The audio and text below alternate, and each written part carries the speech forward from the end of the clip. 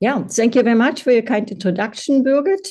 And as you already mentioned, I'm working on a larger collaborative research project on decolonizing the avant-garde, which is like a several-year project. And we already looked at Western Europe and Eastern Europe, and next year will be in North Africa, and the following year will concern Latin America. So my perspective today is rather broad.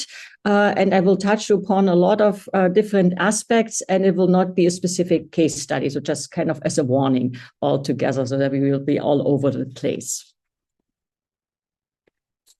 Abstraction was one of the most viable and dominant artistic idioms in Western art of the 20th century. This fundamentally new artistic practice and visual experience of modernism emerged at the beginning of the century in Central and Eastern Europe and reached its peak in post-war North America and Western Europe. A closer look at abstraction in European modernism, however, reveals that it was also a highly contested form of artistic expression that has served various artistic agendas and political ideologies. Art historians have offered many interpretations and perspectives on its development and application. Historically, the emergence of abstract art has been linked to Romanticism and Impressionism, as well as Jugendstil and Art Nouveau design. Theorists, as well as practitioners, have invested considerable time and effort in devising complex strategies intended to ratify its existence as a legitimate art form in general, and in particular as one endowed with expressive powers and capable of evoking alternative levels of reality and consciousness. Much has been written about the dissemination of abstract art and its influence throughout the world, but it would be a mistake to not look beyond the Western art historical canon when pursuing regional or continental developments in abstract art. The artists whom we consider to be the pioneers of abstract painting, Wassily Kandinsky, František Kupka, Kazimir Malevich, and Piet Mondrian, shared the belief that art should not serve the reproduction of visible reality, but be an expression of the absolute. They viewed art, and in particular the abstract approach, as a medium for advancing human creative evolution and leading us into a new age of spiritual renewal. Fascinated by esoteric ideas, occultism, and theosophy, their interests included, along with the metaphysical, non-Western and so-called primitive art forms, and a syncretist approach to the study of the world religions. This search for spirituality in art, along with an interest in mysticism and the occult, was a response to the dominance of material thought and reductionist science in the second half of the 19th century. Artists such as Konstantin Brancusi, František Kupka, and Piet Mondrian believed they could see into and beyond the natural world and thereby gain an understanding of the cosmic principles of human existence. They viewed themselves as messengers between two worlds. The interwar period saw a secularization of the spiritual concerns of the early abstractionists. Individual artists, as well as art institutions, including, for example, the Bauhaus, turned instead to new developments in science and technology and the ideas of modern industrial production, leading eventually to the emergence of the constructivist movement. Abstract art became a trademark of a modernist zeitgeist that took into account the experience of modern life in a world characterized by urbanization and industrialization, rapid social changes, advances in science and technology, new modes of transportation, and forms of global communication. It represented, and I quote, an art which belonged to our 20th century and not to the Renaissance or not even to the Impressionists, end of quote. The constructivists saw themselves as part of a large international network promoting modernism and specifically abstract art, a new universal language that would lead to a new social consciousness. This idea was further enhanced by the constructivist desire to transform art into designs for everyday life, with many of its representatives working in fields such as typography, advertising, product and interior design, and architecture. They believe, however, that abstract art would serve as a universal visual language accessible to all, regardless of nationality or culture, and that it could shape the design of an egalitarian society governed by mutual collaboration and an international spirit remained a short-lived and unrealized utopian ideal. This utopian aspect of the scientific approach to abstract art is also evident in the evolutionary models that Alfred H. Barr proposed for the development of modernist art. As the founding director of the Museum of Modern Art in New York and one of the main promoters of abstract art, Barr was drawn to the art form because of its purity of style, originality of invention, and the influence of the artist within an international matrix. As one can see in his chart of the development of modern art, included in the catalogue of the 1936 exhibition Cubism and Abstract Art, he viewed abstraction as the ultimate means of artistic expression. The diagram traces the unfolding of modernist art chronologically, nationally, and stylistically from the 1890s to the present, indicating an inevitable technological progression towards abstraction, thereby playing out the polar opposition between intellect and intuition, technology and nature, the geometric and the organic. With systematic perspective suggestive of a scientific approach and relieving formal analysis of any interpretive responsibility, Barr had a lasting impact on art history writing and art criticism well into the 1960s. He not only paved the way for Clement Greenberg's formalist theory of art, but also for efforts to rally abstract art as an instrument in the cultural battles of the Cold War. With the rise of fascism in Italy and Germany, the establishment of the doctrine of socialist realism in the Soviet Union, and the growing dominance of regionalism and American scene painting in the United States in the 1930s, abstract art increasingly became the subject of heated political and ideological debates.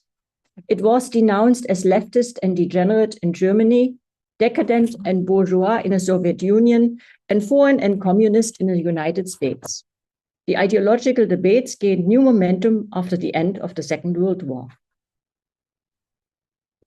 Facing a Soviet cultural offensive in the Eastern Bloc during the heights of the Cold War, US officials came to recognize the merit of cultural diplomacy and the role that art could play in advocating American values abroad.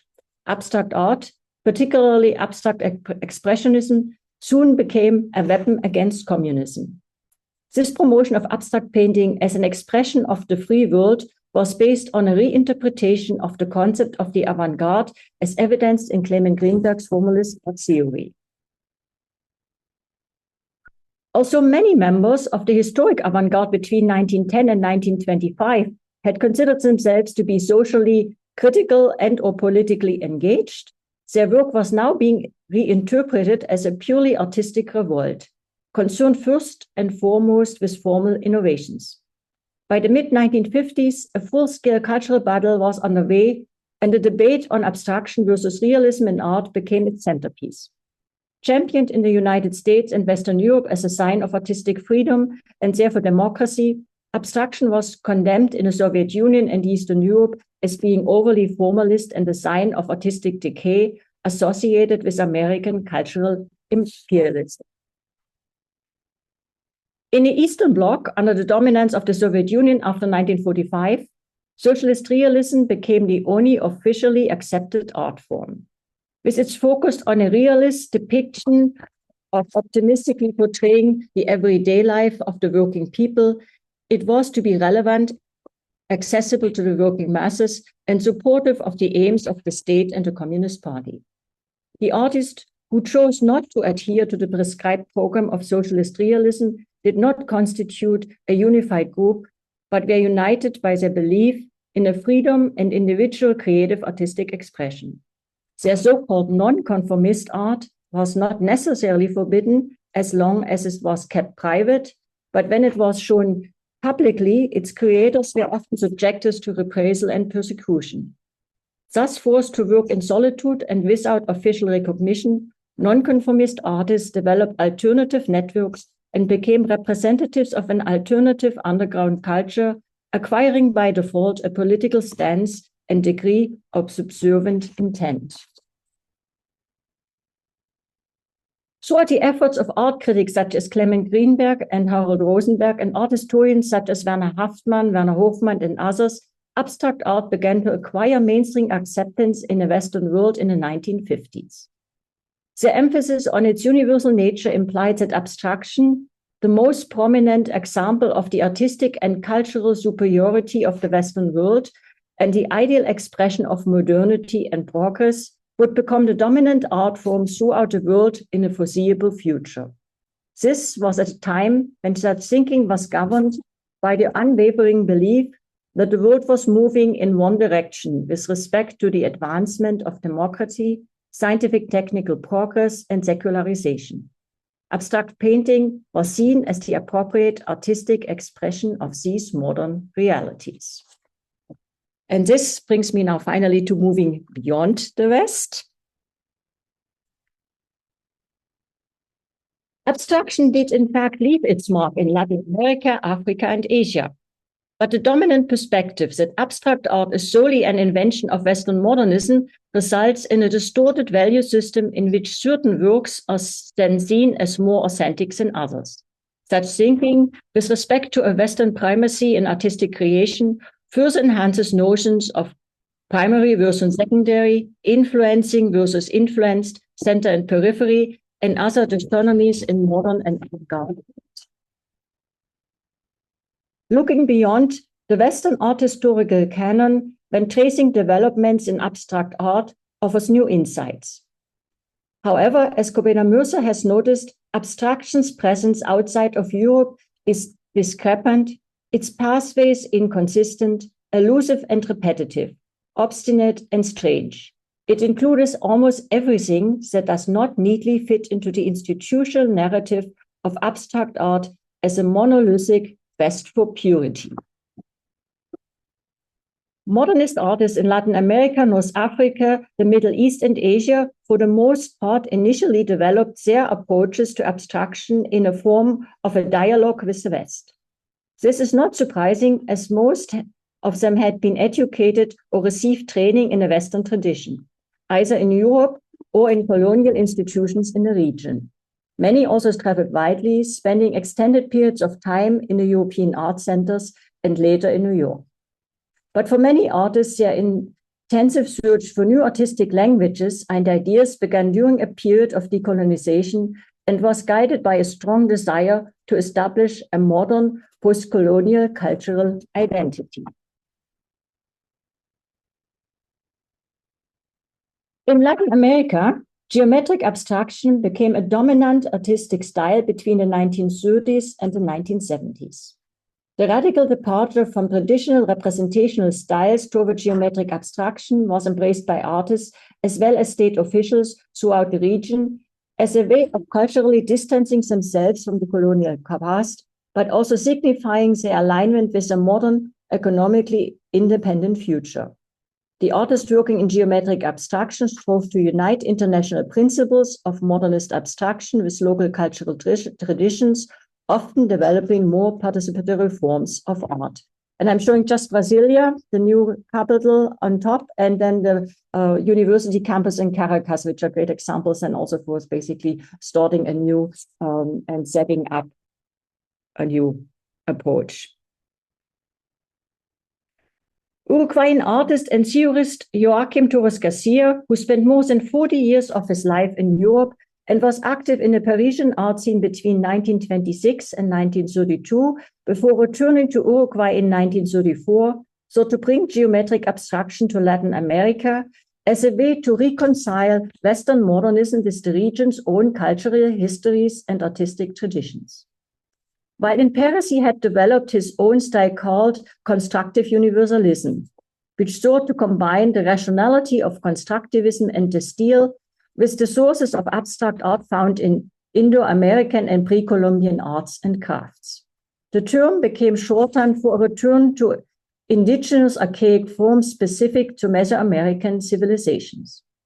Inspired by Van Doesburg and Mondrian's approaches to abstraction, Torres Garcia derived the grid as the basis for his compositions and then began to incorporate into his works pictographs from Indo-American and pre-Columbian ancient cultures. He saw this as a way to discover the universal visual elements that were shared across cultures, underpinning his belief in the metaphysical wholeness of the universe and also demonstrating that the geometric principles of pre-Columbian and indigenous artistic styles had in fact anticipated later European geometric abstraction. Seeing it as his task to restore the lost heritage of mythic abstraction, he inverted the art historical canon and reread the European abstract avant-garde as the rediscovery by the European conquistadors of Mesoamerica's abstract tradition, a tradition that had been eradicated through colonization. And turning up, or inverting America, turning them upside down is another example of this approach. Following Torres Garcia's inventions in the 1930s and 40s, artists across Latin America, particularly in Argentina, Brazil, and Venezuela, began working in geometric abstraction, which dominated painting and sculptures in those countries well into the 1970s.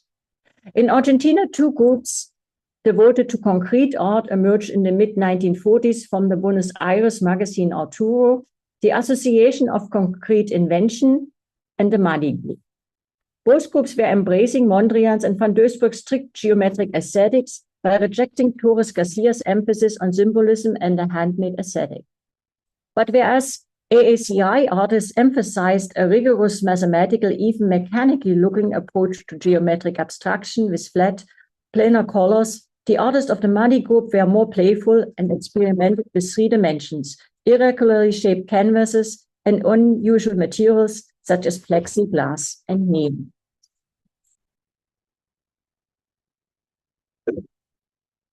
The emergence of concrete art in Brazil was strongly influenced by Max Bill, who won the grand prize for sculpture at the first São Paulo Biennale in 1951. It also fit well with the development of the new capital of Brasilia as defined by Oscar Niemeyer's international style architecture. The members of the Grupo Ruptura, founded in São Paulo in 1952, sought to break with traditional naturalistic painting. Their works were characterized by flat colors and a reduced palette, geometry, and industrializing techniques like enamel and spray. The artists of the Grupo Frente, formed in Rio de Janeiro in 1954, rejected Ruptura's strict adherence to purity, mathematics, and science. They promoted instead elements of sensuality and subjective expression. This shift in orientation eventually led to a new style known as neo-concrete art, which was pioneered by artists Lygia Clark, Lygia Pape, and later Helio Oiticica. In his 1959 Neo-Concrete Manifesto, the poet Ferrara Goulart sought to distance the new movement from the dogmatic rationalism of European concrete art movements. And he writes, "We do not conceive of a work of art as a machine or as an object, but as a quasi-corpus, quasi-body. That is to say, something which amounts to more than the sum of its constituent elements, something which analyzes, may break down into various elements, but which can only be understood phenomenologically." This approach is evident. For some reason, my PowerPoint doesn't move any further.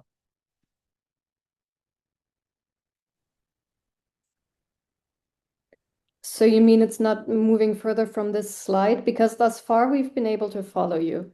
So far it was fine, but now it doesn't. Oh, yeah. Mm-hmm. So I may try unshare. Let's see. Oh yeah, Oh, now, yeah, now it's working. Yeah. Mm-hmm. it's just frozen. Oh, yes. Yeah. This approach is evident in Lygia Clark's bichos, or creatures, hinged metal sculptures that come to life through the direct intervention and manipulation of the spectator, thus transforming themselves into organic 3-dimensional objects or quasi-bodies, which one could see very nicely lately in a Lygia Clark exhibition at the National Gallery in Berlin. In Venezuela, 2 other forms of geometric abstraction, op art and kinetic art, became popular in the 1950s and 60s. While Brazilian neo-concretists sought to move away from the purely optical toward the experimental and sensual, the Venezuelans, including Greco, Carlos Cruz Diaz, Alejandro Otero, and Jesus Soto, embraced the visual, but also created participatory sensual objects and interactive environments such as Soto's penetrables. Op-art and kinetic art installations by these artists were seen as promoting Venezuela as a modern and technologically advanced country, and thus received corporate and government support and resulted in the commissions of several large-scale public artworks in the 1960s and 1970s. So we are leaving Latin America and jump to North Africa, this direction, and the Near East.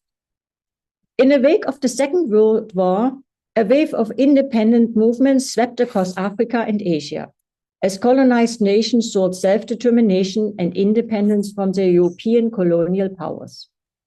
The growing awareness of national sovereignty created a demand for a new aesthetics of decolonization, one that would remain in dialogue with metropolitan developments, but also recover native expressivity repressed under colonialism and consider regional and national specificities.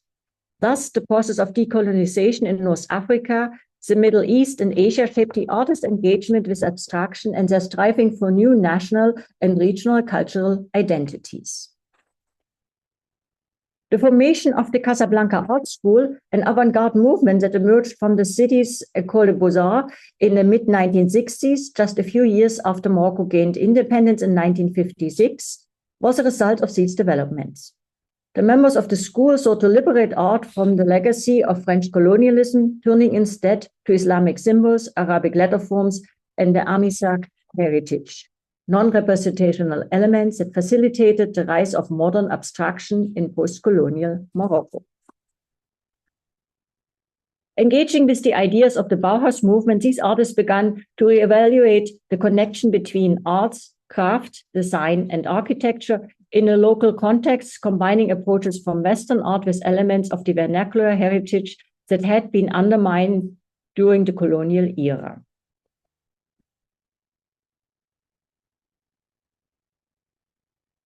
Iraqi artists Shahir Hassan al-Zaid and Javed Salim, who both had studied in Paris, founded in 1951 the Baghdad Group for Modern Art with the aim to reinterpret Western modern art in order to incorporate in Iraqi heritage, culture, and tradition, promoting the concept of Stilhem al-Turat, which means seeking inspiration from tradition. As they announced in the group's manifesto, they strove to marry international modernist styles with their own heritage, developing a distinctly Iraqi visual language. And they write, "We thus announce today the beginning of a new school of painting, which derives its sources from the civilization of the contemporary age, with all the styles in school of plastic art that have emerged from it and from the unique character of Eastern civilization." Post-war decolonization also saw the rise of modernist calligraphic abstraction in the Middle East, North Africa, and South Asia. Using Arabic letters as a constituent element of their abstract compositions, the representatives of the Hurufiyya movement or calligraphic school of art tapped into the beauty and mysticism of Arabic calligraphy, but used it in a modern, abstract sense. They developed a style that integrated the Islamic visual traditions of calligraphy into their Western-trained artistic production, thus generating contemporary indigenous compositions. This approach was pioneered by Syrian-Iraqi artist Matima Omar, who had become interested in the graphic possibilities of the Arabic letter in its abstractness as a form, while investing Islamic calligraphy as an art student in the United States in the 1940s. As a result, she published the essay Arabic Calligraphy, an Inspiring Element in Abstract Art, in which she celebrated Arabic letters for their expressivity and abstract design, summarizing her approach as follows. "I started using the Arabic alphabet as a basis for my abstract painting, gradually developing it from plain surface manipulation into a more expressive dynamic movement of a sort in a picture using the letters appropriate to the meaning of that abstraction, considering their force, individuality, rhythmic effect, power of expression, and adaptability."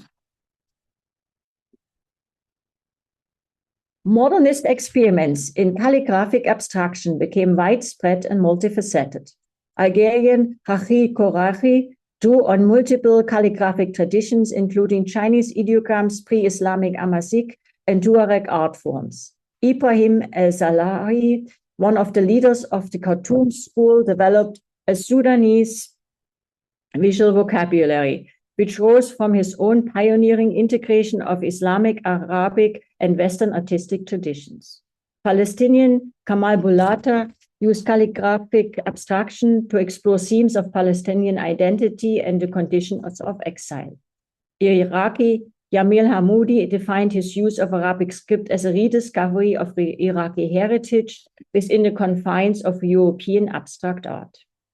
Whereas the 1940s and 1950s, abstract compositions by Umar and al-Salahi can be related to abstract expressionism, artists such as Diaz al-Azawi and Kamal Bulata moved towards more hard-edged abstractions in the 1960s and 1970s.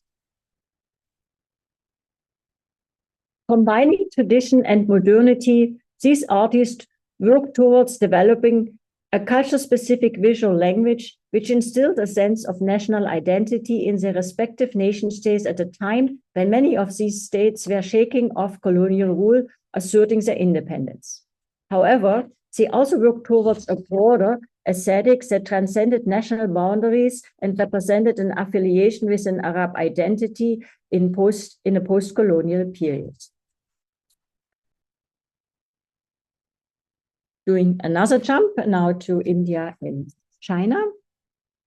Artistic production in countries such as China and India was largely untouched by the paradigms of first one and then multi-point perspective and the illusion of three-dimensionality that had shaped artistic production in the West since the Renaissance.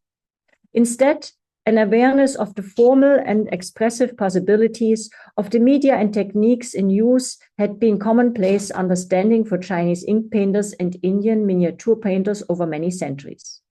Thus, the radicalism of the European and American avant-garde was alien to artists in the East.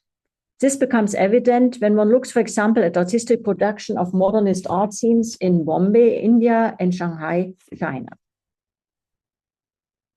In India, European modernism was a distinctive influence on a progressive artist group founded by young artists based in Bombay in 1947, the year in which India gained independence. The members of the group rejected the colonial academic style and the national art of the Bengali school and embraced instead international modernist art practices. They pursued various styles ranging from expressionism to pure abstraction and the depiction of traditional Indian art elements and media. Balancing international modernism and an indigenous nationalism, the members of the group strove to create a new equation between modern and Indian, in line with India's modern secular vision, and became one of the most influential art movements in India. One of the painters associated with the progressive artist group in Bombay, and today one of the most prominent representatives of abstraction in modern Indian art, is Vasudhaisantu Gaitonde. He studied at the Art Academy in Bombay, where he was introduced to Indian mural and miniature painting, as well as to European modernism, including the works of Henri Matisse, Pablo Picasso and George Braque, Wassily Kandinsky and Paul Klee. Gaitonde experimented widely, using various techniques, including oil painting, watercolor, and mixed media, and began to create his own non-representational works in the 1950s. Building upon his engagement with Zen Buddhism and ancient calligraphy, he used a layering process to create atmospheric works whose surfaces he enriched with spontaneous calligraphic textures. His paintings are meditations on color, form, and texture, in which he considered Indian aesthetic theory, maintaining that a complete artistic experience requires the viewer to be both a rasika, one who experiences intuitively, and a rasyanya, one who learns analytically. Thus, he was able to create a unique identity for himself, and with his cosmopolitan worldview and approach to abstraction, he inspired younger artists to experiment with this art form. In early 20th century China, artists were likewise attracted by the diversity of European styles they encountered, from academic realism to expressionism. Abstraction, however, was poorly received, a situation that only gradually changed with the introduction of the gestural brushwork of the abstract expressionists, which among many artists resonated with the traditional language of Chinese ink painting. In the late 1970s and 80s, Wu Guangzhong was one of several artists in China desiring to move beyond the long tradition of Chinese landscape painting. He began to draw inspiration from Western abstract art in order to create works that would capture the essence of the form. By marrying Eastern tradition with Western influences, he eventually found his own path into abstraction. Guangzhong had studied both Chinese and Western painting at Hangzhou National Academy of Art from 1936 to 1942. In 1947, he received a government scholarship to study at the École Nationale Supérieure des Beaux-Arts in Paris, where he took a great interest in modern French art, particularly post-impressionism, and also familiarized himself with the principles of aesthetic formalism.